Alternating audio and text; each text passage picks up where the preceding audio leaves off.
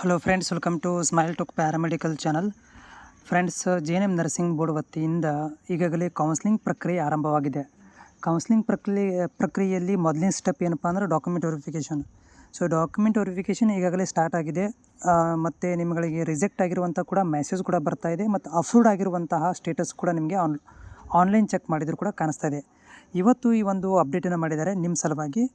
ಕೌನ್ಸ್ಲಿಂಗಿಗೆ ಸಂಬಂಧಿಸಿದಂಥ ಒಂದು ಅಪ್ಡೇಟ್ ಇರುತ್ತೆ. ಏನಂದರೆ ಇಲ್ಲಿ ಅದಕ್ಕಿಂತ ಮೊದಲು ನಿಮಗೆ ಮುಂದೆ ಬರುವಂತಹ ಕೌನ್ಸ್ಲಿಂಗ್ ಅಪ್ಡೇಟ್ ಮಾಹಿತಿಗಳು ಬೇಕು ಅಂತಂದರೆ ನಮ್ಮ ಸ್ಮೈಲ್ ಟಾಕ್ ಯೂಟ್ಯೂಬ್ ಚಾನಲನ್ನು ಸಬ್ಸ್ಕ್ರೈಬ್ ಮಾಡಿಕೊಳ್ಳ್ರಿ. ಜೊತೆಗೆ ನಿಮ್ಮಲ್ಲಿ ಏನಾದರೂ ತೊಂದರೆಗಳು ಇದ್ದಲ್ಲಿ ಸಪ್ರೇಟಾಗಿ ನೀವು ಏನಾದರೂ DM ಮಾಡಬೇಕಪ್ಪ ಅಂತಂದರೆ ನಮ್ಮ ಇನ್ಸ್ಟಾಗ್ರಾಮ್ ಕೂಡ ಜಾಯ್ನ್ ಆಗ್ಬೋದು. ಇಲ್ಲಿ ಏನು ಮಾಹಿತಿ ಕೊಟ್ಟಿದ್ದಾರೆ ಅಂತಂದರೆ, ಇದರಲ್ಲಿ 26-27ನೇ ಸಾಲಿನಲ್ಲಿ ಯಾರು ಈಗ ಕೌನ್ಸ್ಲಿಂಗಿಗೆ ಭಾಗವಹಿಸ್ತಾ ಇದ್ದೀರಿ ಅಂಥವ್ರುಗಳಿಗೆ ಪರಿಶಿಷ್ಟ ಜಾತಿ SC ವಿದ್ಯಾರ್ಥಿಗಳಿಂದ ಈ ಅಭ್ಯರ್ಥಿಗಳು ABC ಪ್ರಮಾಣ ಪತ್ರವನ್ನು ದಿನಾಂಕ 16ನೇ ತಾರೀಕು ತನಕ, ಅಂದರೆ ಇದೇ ತಿಂಗಳು 16ನೇ ತಾರೀಕು ತನಕ ನಿಮಗೆ ಮತ್ತೆ ಅವಕಾಶನ ಕೊಟ್ಟಿದ್ದಾರೆ. ಯಾಕಂದರೆ ವಿದ್ಯಾರ್ಥಿಗಳಿಗೆ ಇನ್ನೂ ಡಾಕ್ಯುಮೆಂಟ್ ಸಿಕ್ಕಿರಲಿಲ್ಲ. ಈಗ ಅಪ್ಲೈ ಮಾಡಿದ್ದಾರೆ ವಿದ್ಯಾರ್ಥಿಗಳು. ಇನ್ನೂ ಬಂದಿಲ್ಲ ರೀ, ಪ್ರಾಬ್ಲಮ್ ಆಗಿದೆ ಅಂತಿದ್ರು. ಅಂಥ SC ವಿದ್ಯಾರ್ಥಿಗಳಿಗೋಸ್ಕರ ಏನು ಮಾಡಿದ್ದಾರೆ ಅಂದರೆ, ಮತ್ತೆ 16ನೇ ತಾರೀಕು ತನಕ ಡಾಕ್ಯುಮೆಂಟ್ ಅಪ್ಲೋಡನ್ನು ಮಾಡಲಿಕ್ಕೆ, ಅಂದರೆ SCA, SCB, SCC ಡಾಕ್ಯುಮೆಂಟ್ಗಳನ್ನು ಅಪ್ಡೇಟ್ಗಳನ್ನು ಮಾಡಲಿಕ್ಕೆ ನಿಮಗೆ ಮತ್ತೆ ದಿನಾಂಕಗಳನ್ನು ಕೊಟ್ಟಿದ್ದಾರೆ. ವಿದ್ಯಾರ್ಥಿಗಳು ಇದನ್ನು ಅನುಕೂಲ ಉಪಯೋಗ ಮಾಡ್ಕೋಬೇಕು.